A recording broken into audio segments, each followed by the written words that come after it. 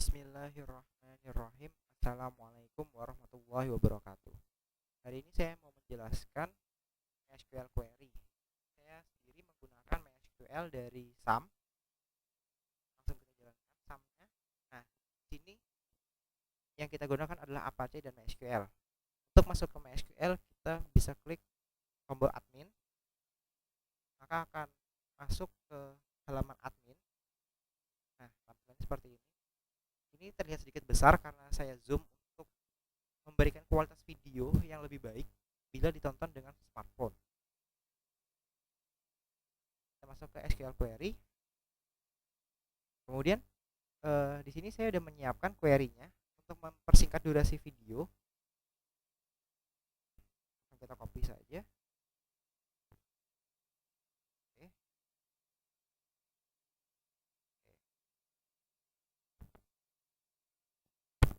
Ini kan kita panjangkan dulu supaya mempermudah biar nggak ada yang kepotong.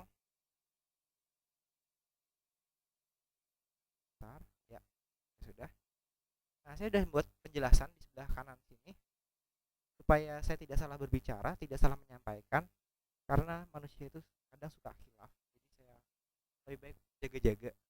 Tapi nanti penjelasan ini juga akan saya taruh di description box demi memudahkan kalian dalam memahaminya. Oke, kita mulai saja. Create database bioskop. Itu create database adalah query untuk atau perintah untuk membuat database dengan nama database bioskop.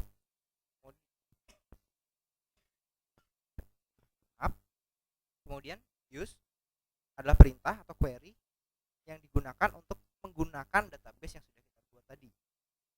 Dan bioskop adalah nama database yang sudah kita buat. Jadi use database adalah perintah untuk menggunakan database bioskop yang sebelumnya sudah kita buat di query create database bioskop. Oh, maaf ada sedikit kesalahan. Saya doubling. Kemudian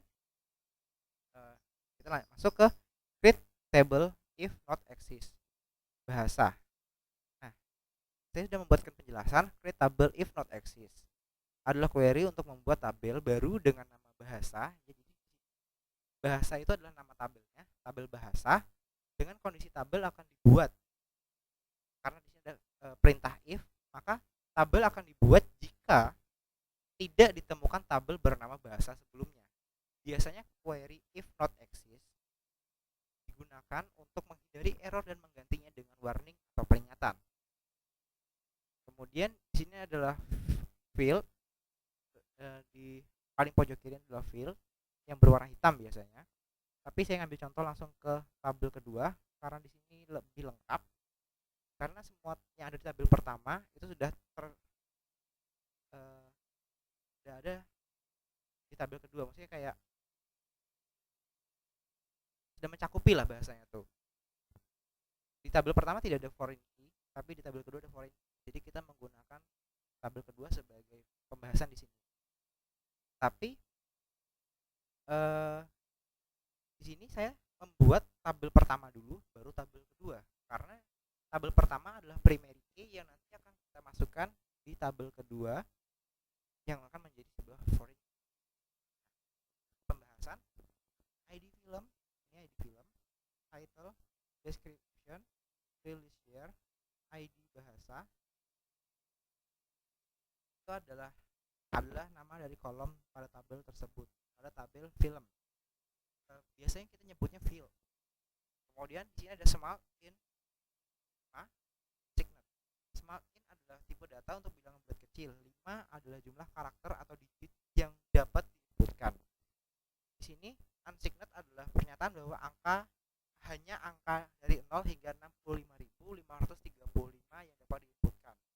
Kemudian di sini ada varchar 15.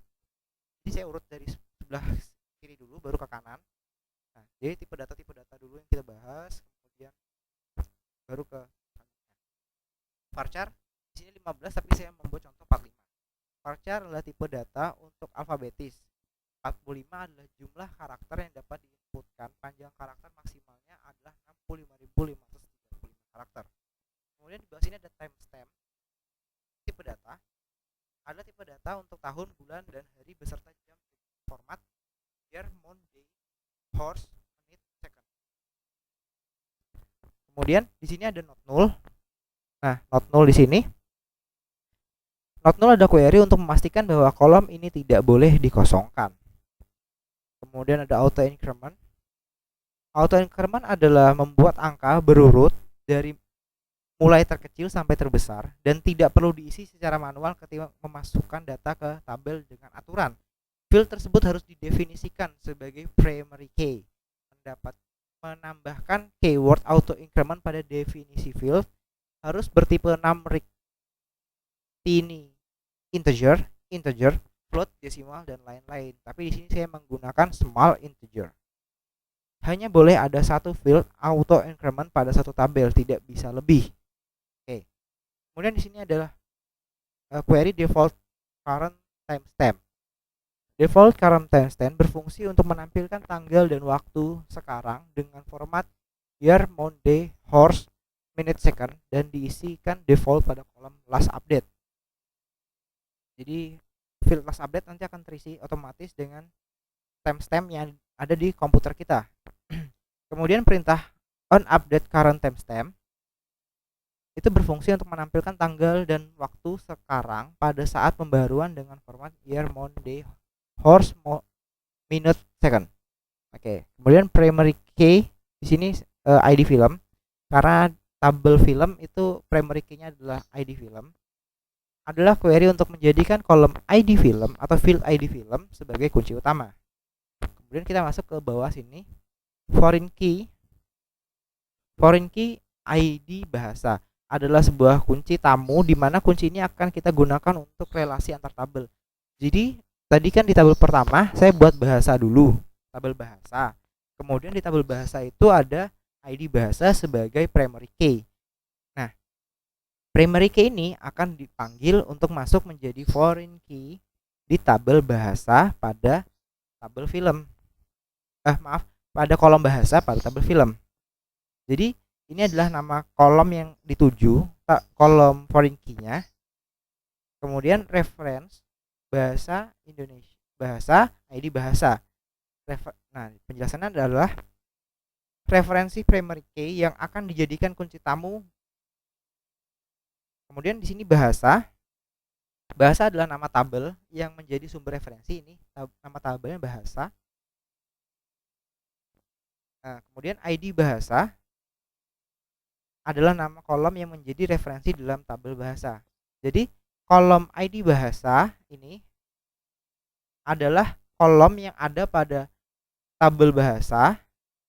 Jadi nanti ini akan memanggil ini ID bahasa di film, di tabel film akan memanggil ID bahasa di tabel bahasa. Jadi kolom ID bahasa dalam tabel bahasa yang sebagai primary key akan menjadi foreign key di tabel film, gitu. Oke. Di bawah-bawah ini itu sebenarnya adalah sama dengan query di atas.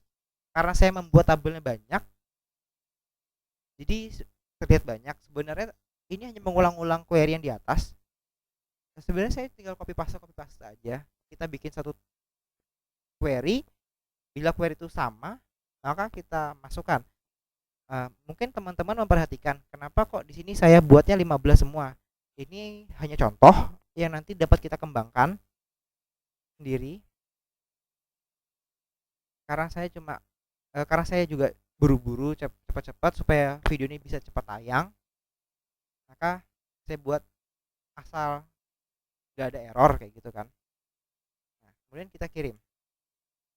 Nah, di sini tidak ada satupun error, berarti query sudah berjalan semua. Nah, oke. Kita masuk ke SQL lagi. Oh maaf, kita buka dulu bioskop. Nah, di sini sudah jadi kan tabelnya aktor, bahasa, film aktor, film kategori, inventory, kategori. Semua itu sudah dibuat di Excel tabelnya. Ini adalah tabel aktor, tabel bahasa, tabel kategori, tabel film, tabel film aktor, tabel kategori film, dan tabel inventory yang semua kolomnya atau fieldnya sudah disamakan dengan query di SQL atau MySQL. Untuk penginputan data secara otomatis akan saya buat di video terpisah setelah ini. Jadi bagaimana sih caranya supaya kita menginputkan data yang di sini mungkin ribuan, di sini datanya ribuan secara cepat. Jadi kita bisa dari Excel ini langsung kita impor ke dalam MySQL dengan mudah tanpa harus menggunakan query. Itu akan saya bahas di video setelah ini. Oke, sekian aja yang dapat saya sampaikan untuk video kali ini.